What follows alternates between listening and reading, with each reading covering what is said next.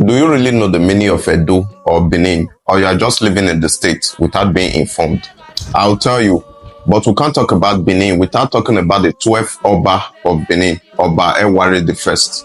Oba Ewari the First, his name was Prince Ogun. Before he ascended the throne as the 12th Oba of Benin, his younger brother usurped the throne. He had a lot of challenges. I'll talk about his personal challenges on another episode. Note that I, as the narrator, am taking you back to 1400 AD. Now, before 1400 AD, today Edo land you see was called Ubini. Ubini means land of inexhaustible beauty or land of heavenly pageantry. This is why the Benin elders or the people would say Ubini ni Mose, Ubini no Kwewu. Now, let's talk about how Edo came about. Edo as a word is a name among the Edoid people in this part of West Africa. Due to the issues of usurping from the younger brother of Prince Ogun, like I said earlier, Prince Ogun ran to meet one of his father's chief called Chief Ogefa. Chief Ogefa hid Prince Ogun in his house. Aside being a chief, Chief Ogefa was also a great medicine man and a hunter. He hid Prince Ogun in his house because Prince Ogun saw him as a big uncle. Chief Ogefa had a manservant, a very loyal manservant at that, called Edo. While Ogun was at Chief Ogefa's house, Chief Ogefa went to his hunting as usual one day. The palace chiefs that connived with his younger brother that tried to unalive him found their way to Chief Ogefa's house. They wanted to unalive this prince, but before they got there, Edo as a manservant already heard a potent charm that was kept at home by Chief Ogefa, telling them that danger is fast approaching. This was how Edo freed Prince Ogun from being unalived on that very day. So when Chief Ogefa came back from his hunting as usual, he continued his normal activities. So many years go by. Prince Ogun returned back from exile. Chief Ogefa was among those that also helped him regain his position as the Oba. Prince Ogun unalived his younger brother Uwaifiokun that usurped the throne earlier. He was enthroned with the name Oba Ewaye. He became the 12th Oba of Benin. He expanded Benin Kingdom into an empire. He was very brutal. After he ascended the throne as an Oba, he asked about the young man that saved his life many years ago. Unfortunately, he was told that the young man was terribly sick and he had passed away. He was even given a befitting burial by Chief Ogefa. Now that the Oba could not give a physical gift to Edo, he made a decree that the land of Ubini shall henceforth be called Edo, a name of Chief Ogefa's manservant that saved his life many years ago. Oba Ewaye assumed Edo's body from the initial spot Chief Ogefa buried him. He gave him another befitting burial. He made Edo's grave spot a pilgrimage site for all chiefs. He made a decree that whoever is privileged and conferred the title by the Oba shall pay tribute or homage to Edo's gravesite, and this Edo gravesite became Awediendo. Note that Chief Ogefa as a master of Edo does not pay homage in the pilgrimage site of Edo. During the reign of Oba Ewari, Chief Ogefa paid homage to the Oba on a ceremonial day, but he refused to pay homage to Edo because he said, I owe no honor to worship a servant of man. So he walked past the shrine. So it has been a tradition from that time till date. The Ogefa of Benin does not pay homage to the shrine of Edo. Some people mistake Edo as a slave. Note, a servant is not a slave.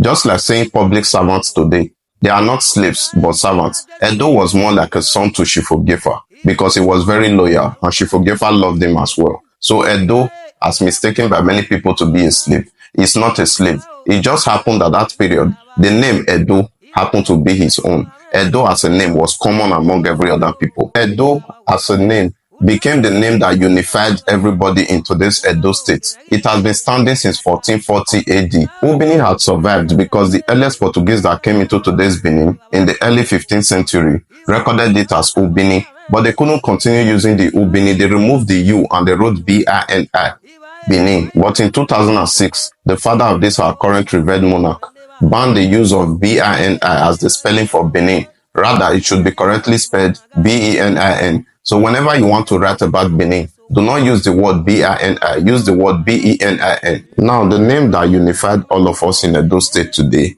is also the name of the language we speak, Edo language. There is nothing like Benin language. Some people often make mistake and say, I'm speaking Benin. No, you are speaking Edo. This is why in Benin, people will speak Edo language to say Zedome, not Zebenime.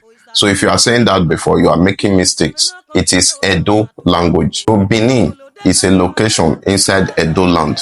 Edo is the name that unifies all of us in today's Edo state. We are Edo people. We are one Edo people.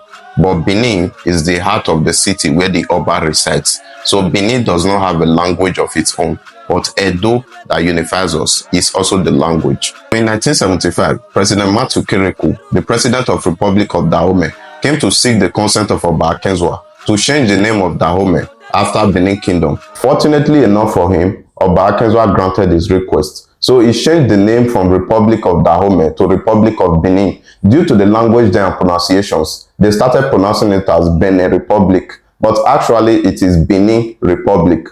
Here is one among the many magazines that announced that Dahomey will be called Benin Republic. So Edo as a word means to dwell, to survive, to be living, to be up and doing. This is why some people in Benin will say, what have we come to do in life? What are they doing over there? It even appears in our greetings, Wado, Wadodo. Even our brothers, the Urobos, they also say Wado, Wadodo. So the word do was given a prefix E to make it sound Edo. It's a common name among Edoid people. And we also have names like Adodo. Centuries later, the Midwestern region was created in 1963 following a plebiscite. It was called a state in 1967, and in 1976, it became known as Benden State. Using the word Benin and Delta, they took the three letters from Benin, B-E-N, and the three letters from Delta, D-E-L, making it Benden State. This was how Benden State came about. So Edo became the name of the state when Benden State was shared on August 27, 1991.